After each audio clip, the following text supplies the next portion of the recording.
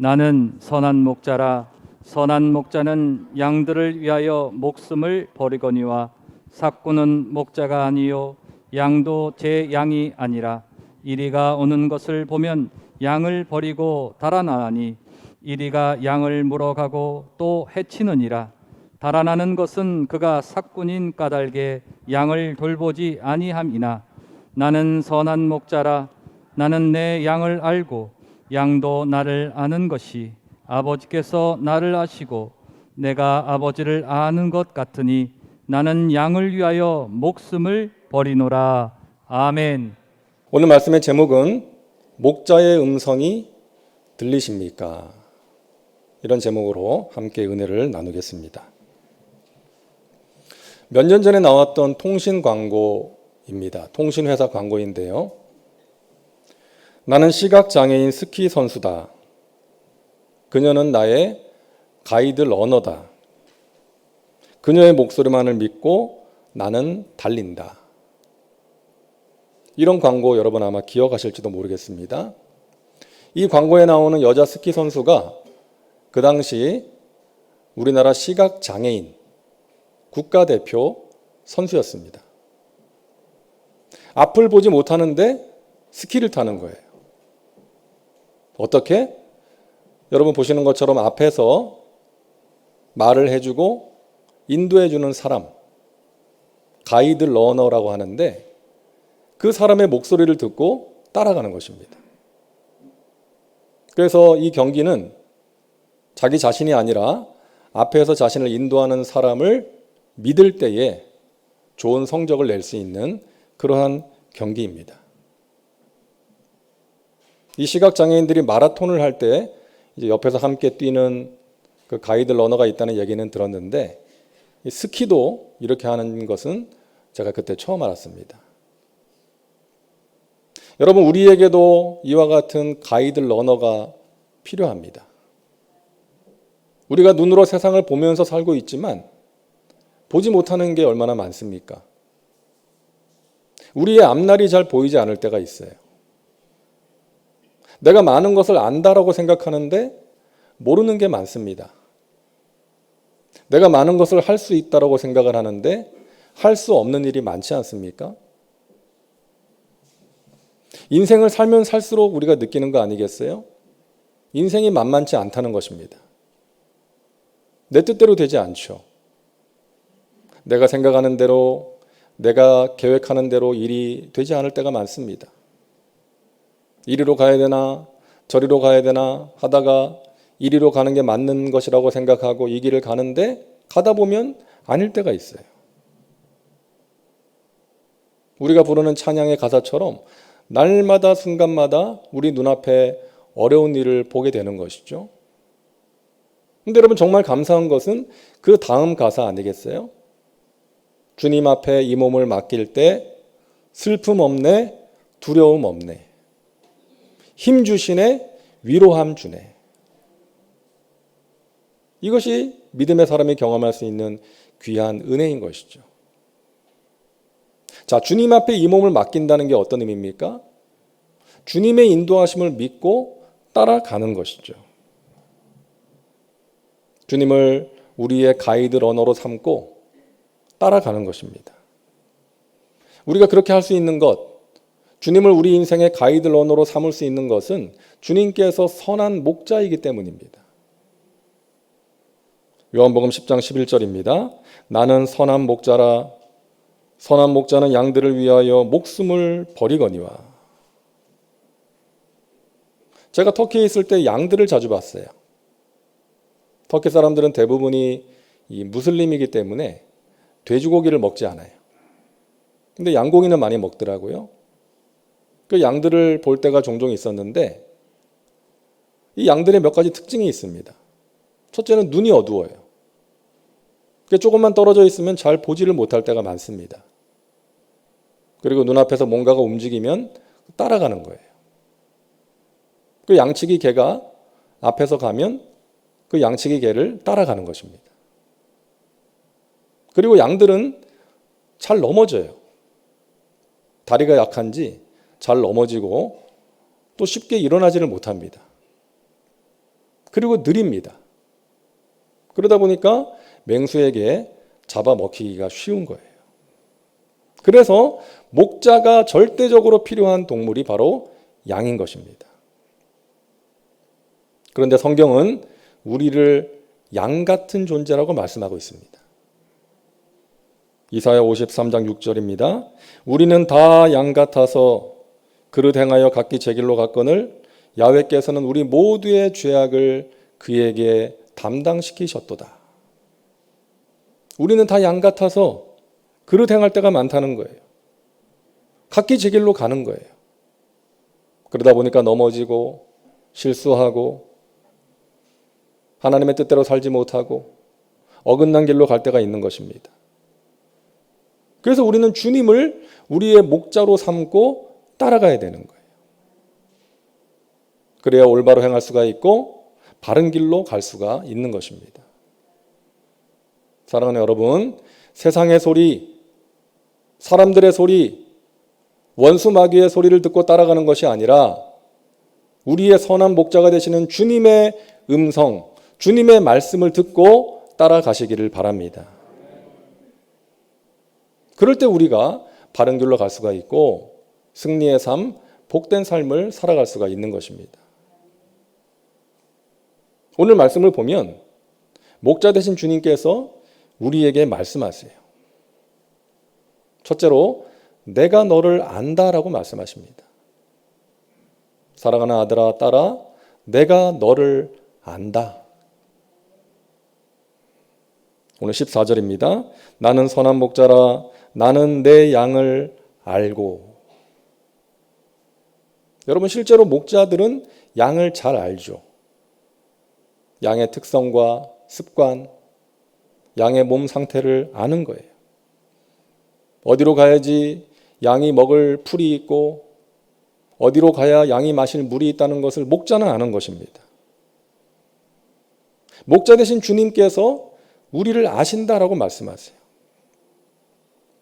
시편 139편 1절부터 4절입니다. 야훼여 주께서 나를 살펴보셨으므로 나를 아시나이다. 주께서 내가 앉고 일어섬을 아시고 멀리서도 나의 생각을 밝히 아시오며 나의 모든 길과 내가 눕는 것을 살펴보셨으므로 나의 모든 행위를 익히 아시오니 야훼여 내 혀의 말을 알지 못하시는 것이 하나도 없으시니이다. 하나님께서 우리의 생각을 아시고 우리의 행위를 아시고 우리가 하는 말을 아신다는 거예요. 사람들은 속일 수 있어도 하나님은 속일 수가 없는 거예요. 우리가 어떤 마음으로 이런 말을 하고 어떤 마음으로 이런 행동을 하는지를 우리 주님은 다 아신다는 것입니다. 모든 것을 아시는 것이죠. 그래서 우리가 하나님을 전지전능하신 하나님, 모든 것을 아시고 모든 것을 행하실 수 있는 하나님이라고 고백하지 않습니까? 예수님께서 뽕나무 위에 올라가 있는 삭개오를 보시고 삭개오야 내려와라. 내가 오늘 너희 집에 가서 유하여야 되겠다. 저는 이 장면을 묵상하면서 큰 감동을 받았습니다. 예수님은 삭개오를 개인적으로 만나본 적이 없어요. 이날 처음 만난 거예요. 서로 통성명을 나눈 적이 없습니다. 그런데 삭개오의 이름을 알고 계셨어요. 여러분, 만약 여러분이 저를 개인적으로 만나셨는데 처음 만났는데 제가 여러분의 이름을 알고 불러준다면 어떠시겠어요? 그냥 아무렇지도 않으시겠어요? 감동되지 않겠습니까? 내가 목사님을 처음 만나는데 내 이름을 알고 불러준다. 감동이 안 되면 이상한 거 아니겠어요? 근데 여러분, 주님께서 우리의 이름을 아신다는 거예요. 우리의 이름을 불러가면서 우리를 위해서 간구하신다는 거예요. 우리가 마땅히 빌바를 알지 못하고 어떻게 기도해야 될지를 모르고 기도할 힘조차 잃어버릴 때에 성령께서 말할 수 없는 탄식으로 우리를 위하여 친히 강구하신다라고 말씀하시는 것입니다. 주님께서는 우리의 가는 길도 아시죠. 욥기 23장 10절입니다. 그러나 내가 가는 길을 그가 아시나니 그가 나를 단련하신 후에는 내가 숨금같이 되어 나오리라. 내가 가는 길을 주님께서 아시는 거예요. 내 인생길에 함께 하시면서 그 길을 인도하십니다. 나의 인생길에서 만나는 물 같은 시험, 불 같은 고난을 통해서 내 안에 있는 불순물을 제거하시고 순도 높은 믿음의 사람으로 만들어 가시는 거예요. 우리를 언제부터 아실까요? 예레미야 1장 5절입니다. 내가 너를 모태에 짓기 전에 너를 알았다라고 말씀하십니다. 우리가 엄마 뱃속에 잉태되기 전부터 주님은 우리를 알고 계시는 거예요. 얼마나 잘 아실까요? 자기 머리털 개수 몇 개인지 아시는 분 있습니까? 없어요. 하지만 하늘에 계신 너희 아버지는 너희의 머리털까지 다 세신 바 되었느니라. 우리 주님은 우리 자신보다 우리를 더 잘 아시는 거예요. 그분이 우리의 목자가 되시는 것입니다. 여러분 자녀들, 손주들을 위해서 기도하실 거예요. 특별히 이번 주에 이제 수능 시험 보는 우리 자녀들, 또 취업을 준비하고 있는 우리 자녀들 위해서 기도하실 텐데, 우리 사랑하는 자녀, 우리 손주 어디에 들어가게 해주세요. 좋은 점수 나오게 해주세요. 그렇게 기도할 수도 있겠지만 내 사랑하는 자녀를 가장 잘 아시는 주님, 주님께서 친히 가장 좋은 길로 인도하여 주세요. 나는 어느 길이 가장 좋은 길인지 모르지만 주님은 아시오니, 주님께서 사랑하시는 자녀이오니 주님께서 친히 붙드시고 인도하여 주시옵소서. 그리고 그것을 믿는다면 하나님 살아계셔서 우리 자녀들을 붙들어 주시고 가야 할 길을 아시고 인도하시는 것을 믿는다면 결과를 하나님께 맡길 수 있는 거 아니겠습니까? 어떤 결과가 나온다고 한들 낙심하지 않을 수가 있는 거예요. 왜? 하나님께서 아시고 인도하고 계시니까. 합력하여 선을 이루실 것이니까. 여러분, 요셉이 애굽의 종으로 팔려갔습니다. 열심히 일을 했는데 억울한 누명을 쓰고 감옥에 들어갔어요. 요셉의 인생이 꼬인 것입니까? 실패한 거예요? 아니죠.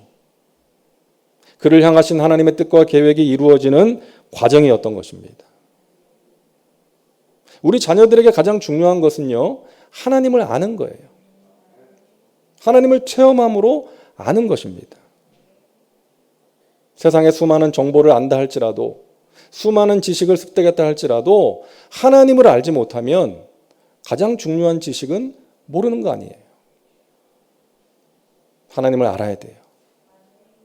그리고 하나님을 알면 하나님을 믿게 되는 거예요. 하나님을 아는데 어떻게 믿지 않을 수가 있습니까? 전지전능하신 하나님, 지금도 살아계셔서 나와 함께 하신 하나님, 합력하여 선을 이루시는 하나님, 나의 갈 길을 아시고 인도하시는 하나님, 그 하나님을 알면 하나님을 믿게 되는 거예요. 나의 삶을 하나님께 맡기고 하나님을 따라가게 되는 것입니다. 최선을 다하게 되는 거예요. 여러분, 그것이 가장 중요한 거 아니겠습니까? 그래서 우리 사랑하는 자녀들을 위해서 기도하실 때 그것을 위해서 기도하시기를 바랍니다. 하나님, 우리 사랑하는 자녀, 우리 사랑하는 손주가 하나님을 체험함으로 알게 하여 주옵소서.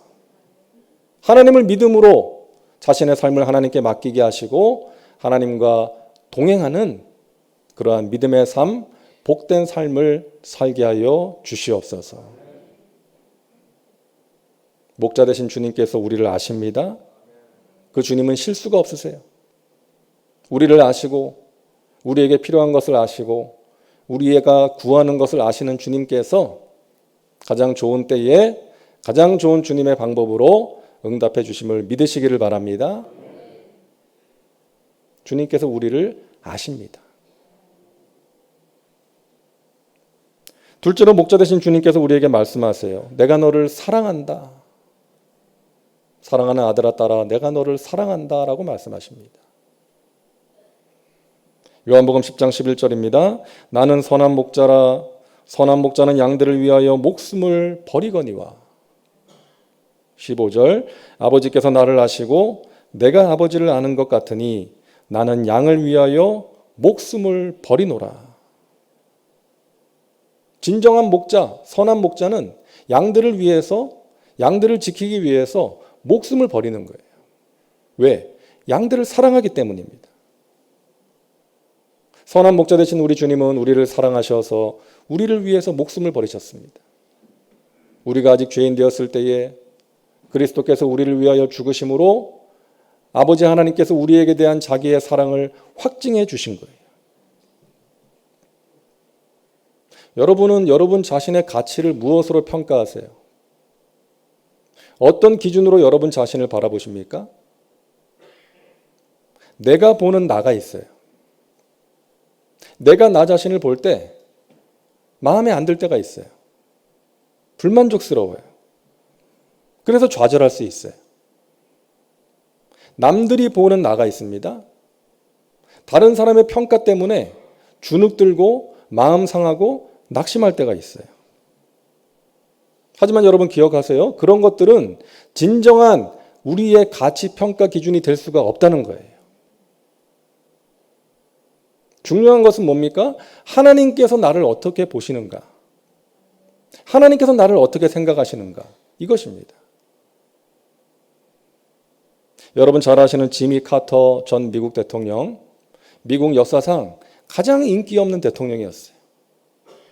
여러 가지 정책이 실패하고 또 경제는 추락하고 그래서 그 아주 급락하는 그 여론 속에서 지지도 속에서 잘생긴 영화배우 출신 레이건에게 자리를 넘기고 쓸쓸하게 퇴장합니다.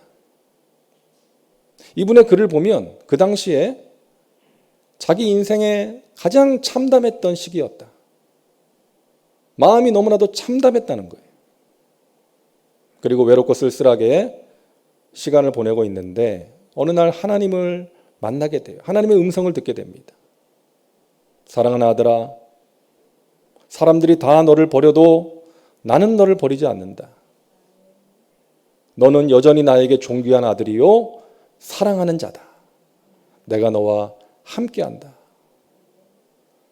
이 주님의 말씀을 듣고 큰 위로를 받고 자신이 이제부터 무엇을 위해서 살아야 될지를 발견하게 됩니다. 그래서 세계 여러 분쟁 지역을 다니면서 그 분쟁을 해결하려고 노력하고 우리나라에도 왔었죠.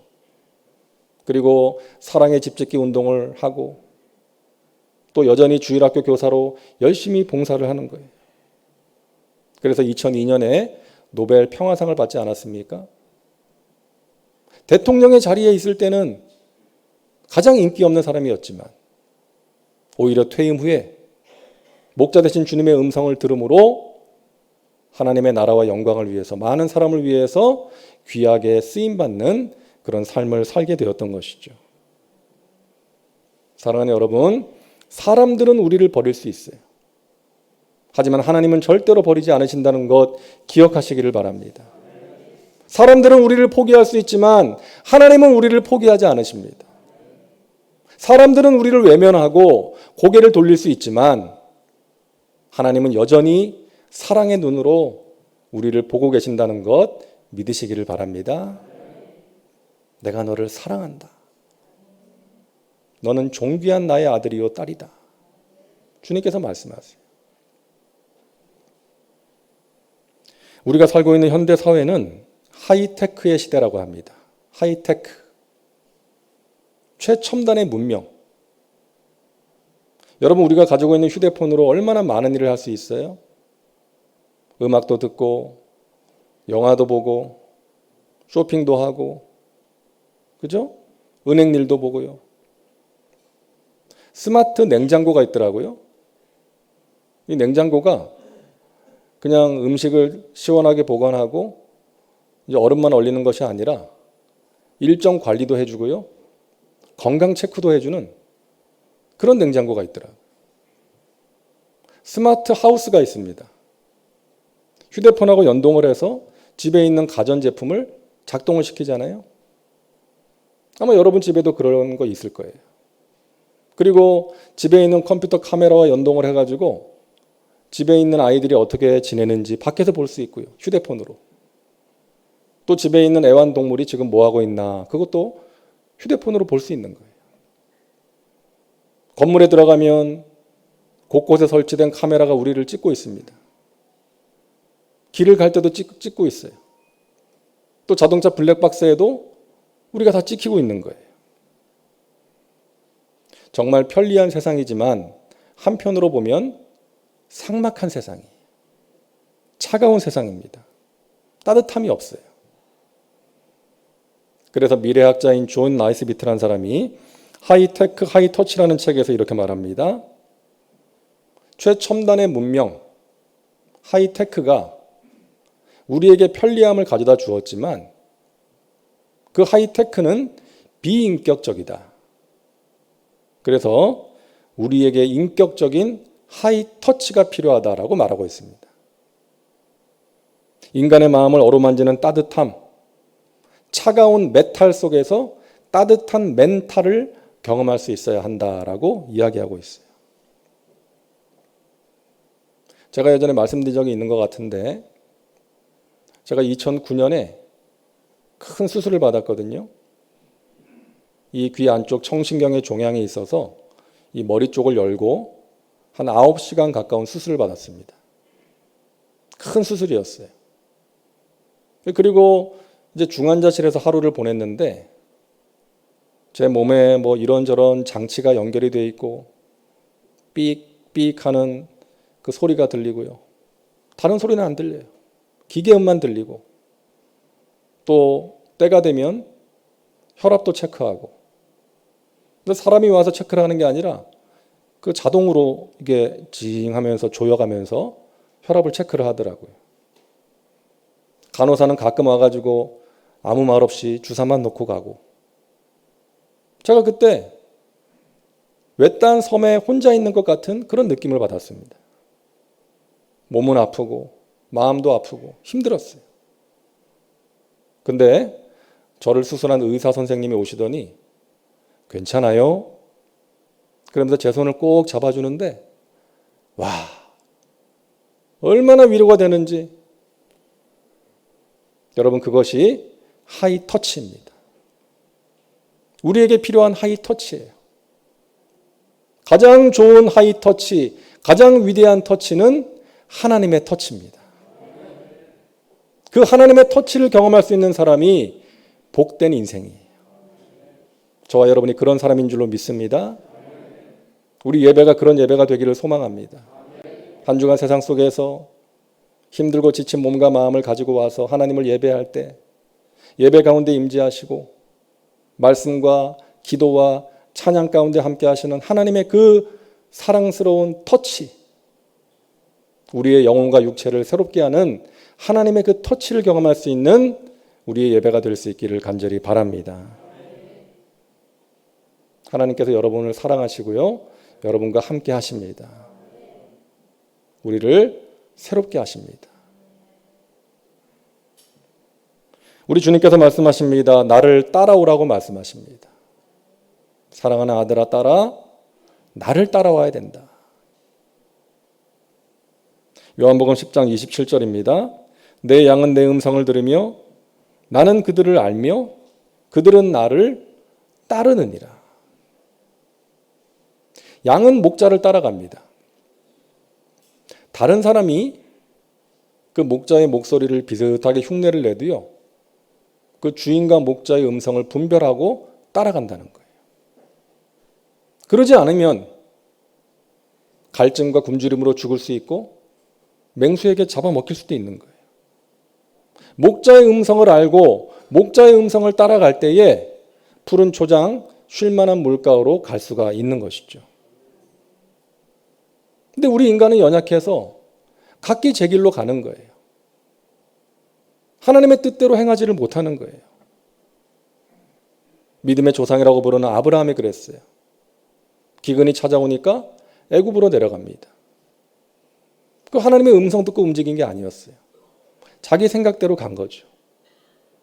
그러다 보니까 애굽에 내려가서 곤욕을 치르잖아요. 아내를 뺏기지 않습니까? 그리고 오랜 세월 자식이 없자 여종을 취해서 아들을 낳았습니다. 하나님의 마음에 합한 사람 다윗도 목자 되신 주님의 음성을 따르지 않았던 때가 있었어요.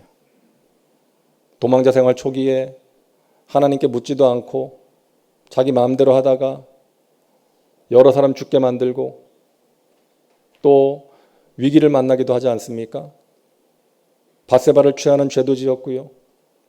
또 인생 말년에 자기 힘과 소유를 의지함으로 인구조사를 하기도 했던 거예요.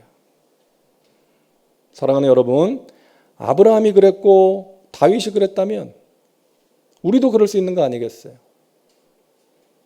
주님을 믿는다고 하면서 따르지 않는 거예요. 주님을 따르지 않고 세상을 따라갑니다. 세상의 방식대로 살아가는 거예요. 신앙생활 수십 년 해도 어떤 선택을 하고 결정을 할 때, 어떤 행동을 할 때 하나님께서 무엇을 기뻐하실까? 하나님의 뜻이 무엇일까 생각하지 않고 자기 기분 따라서, 자기 감정 따라서 행동하는 거예요. 그게 인간의 연약함입니다. 여러분 성경을 보면 하나님을 의지하라고 말씀하시잖아요. 하나님을 의지하라. 하나님께서는 우리가 하나님이 아닌 다른 그 무엇을 의지하는 것을 정말 싫어하십니다. 왜냐하면 우리가 의지하는 것이 우리가 섬기는 것이거든요. 그리고 하나님이 아닌 다른 그 무엇을 의지하고 섬긴다면 그것은 우상 숭배이기 때문입니다. 그래서 나를 의지하라. 나를 따라오라고 말씀하시는 거예요. 성경 열왕기서와 역대기서를 보면 남유다의 왕 아사가 나오잖아요. 유다의 세 번째 왕. 경건한 몇 명의 왕들 가운데 한 사람입니다. 전쟁에 났을 때 하나님을 의지했고요. 가증한 이방 신상과 우상을 철폐했고 또 하나님 앞에 정직하게 행했다라고 말씀하고 있습니다. 목자 대신 하나님을 따라간 거예요. 그런데 이 아사가 실수할 때가 있었습니다. 북이스라엘을 치기 위해서 아람과 동맹을 결성합니다. 하나님께서 선지자를 보내서 책망하십니다. 왜요? 하나님이 하라고 하셔서 그렇게 했다면 뭐가 문제겠어요? 근데 아사가 자기 생각대로 한 거예요. 아람을 의지한 거예요. 그래서 하나님께서 선지자를 보내서 책망하시니까 화가 나가지고 선지자를 감옥에 넣어버립니다. 나이가 들어서 병이 들었을 때 의원을 불러 도움을 청합니다. 그것도 하나님 앞에서 올바르지 않은 행동이었어요. 여러분 병이 나면 의원을 찾아가야죠. 하지만 하나님이 아닌 사람을 의지하는 그의 마음이 문제였던 것입니다. 사랑하는 여러분, 하나님을 의지하시기를 바랍니다. 나의 힘이 되신 야훼 하나님, 나의 소망이 되시는 하나님을 내가 의지합니다. 이 세상의 그 무엇이 아니라 하나님을 의지합니다. 그리고 하나님을 따라갑니다. 주님 저를 붙들어 주시고 하나님의 선하신 뜻 가운데로 인도하여 주시옵소서. 우리의 간절한 중심이 되어야 될 줄로 믿습니다. 여러분 성령 충만이 뭐예요? 성령님 인정합니다. 환영합니다. 모셔드리고 의지합니다. 성령님을 어떤 능력, 어떤 기운으로 생각하는 것이 아니라 인격적인 존재로 인정하고 모셔드리고 동행하면서 의지하면서 성령님을 따라가는 거예요. 내 생각대로 내 기분과 감정대로 내 판단대로 사는 것이 아니라 성령을 따라 행함으로 하나님 기뻐하시는 삶, 하나님이 주시는 승리의 삶, 복된 삶을 살아가는 것입니다. 이것이 성령 충만이에요. 천국 가신 조용기 목사님이 평생 강조했던 것 아닙니까? 1958년에 그 대조동 깨밭에 군용 텐트를 치고 교회를 개척합니다. 1961년에 서대문으로 이사를 갔어요. 근데 1964년에 중요한 사건이 일어납니다. 그 당시 교인이 약 2,000명 될 때인데 조 목사님이 모든 사역을 혼자 다 했어요. 주일 4번의 설교, 또 신방, 전도 혼자 다 했어요. 그러다가 하루는 300명의 교인에게 침례식을 거행합니다. 300명에게. 그 물 찍어서 머리에 바르는 게 아니잖아요. 물속에 들어갔다 나오는 침례 의식을 혼자서 거행합니다. 그리고 그날 밤에 미국 어느 목사님의 그 설교 집회에 통역을 하다가 그 자리에서 쓰러지죠. 설교자가 쓰러진 게 아니라 통역하는 사람이 쓰러졌어요. 그리고 그 주일에도 말씀을 전하다가 쓰러집니다. 몸이 너무나 약해져 있었던 거예요. 그 의사가 목회를 그만둬야 된다. 그때 조 목사님의 나이 28살이었다는 거예요. 1년 가까운 세월 대부분의 시간을 병상에서 지냅니다. 그때 하나님 앞에서 자신의 자만심을 회개했다는 거예요. 내가 아니면 안 돼, 이 생각을 회개했다는 것이죠. 그리고 성령님과 깊이 있는 친밀한 교제를 나누고 그때 성령님 인정합니다, 환영합니다, 모셔드리고 의지합니다. 그러면서 성령님의 인도하심을 따라 구역을 조직하게 된 거예요. 구역장, 지역장을 세우고 그들에게 사역을 위임하게 됩니다. 그때부터 교회가 폭발적으로 성장하게 된 것이죠. 마귀가 자주 속삭였대요. 너는 끝났다. 너의 목회는 끝났다. 의사가 그러잖아. 하지만 마귀의 소리가 아니라 성령의 음성을 따라갔을 때 합력하여 선을 이루시는 하나님의 은혜의 역사를 체험할 수가 있었다. 세계적인 종으로 쓰임받을 수 있었다. 그런 고백인 것입니다. 사랑하는 여러분, 마귀는 우리에게 속삭입니다. 너는 안 돼. 실패했어. 이렇게 속삭여요. 그냥 세상 따라 살아라. 다들 그렇게 살지 않니? 그 길이 편하잖아. 네 본능에 충실하게 살아라. 네 기분대로 해. 기분 나쁘잖아 너 지금. 네 생각대로 살아. 다들 그렇게 산다. 여러분 마귀가 속삭일 때 예수 이름으로 즉시 물리치시기를 바랍니다. 물리쳐야 돼요. 하나님께서 주시는 말씀을 따라가시기를 바랍니다. 이 시대는 리더 부재의 시대입니다. 리더의 자리에 있는 사람들은 많은데 우리가 진심으로 믿고 따를 만한 사람은 많지 않아요. 우리에게 실망을 가져다 주고 믿었는데 마음에 아픔을 주는 사람이 얼마나 많습니까? 하지만 우리 주님은 우리를 실망시키지 않는 가장 위대한 리더가 되십니다. 선한 목자 되신 주님을 여러분 바라보시고 날마다 의지하며 따라가시기를 바랍니다. 주님께서 우리를 푸른 초장 쉴만한 물가로 인도해 주시고 세상에 줄 수 없는 평강으로 우리의 마음과 생각을 지켜주시고 저 영원한 천국으로 인도해 주실 줄로 믿습니다. 기도합니다.